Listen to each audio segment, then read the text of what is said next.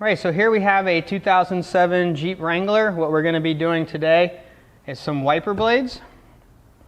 All right, so first thing we want to do is we want to pull our old ones off. So we'll extend our arm. We have a little button on the back here. We'll go ahead and push it, and then we can slip our wiper blade off. All right. So here we have some, we've matched them up through Auto Parts Direct to You. This is our 15-inch.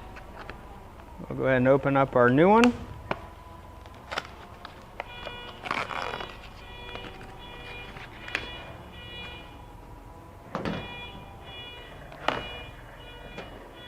All right, so we're going to go ahead and put them on. We want to find the larger gap. That's where we're going to slide in here.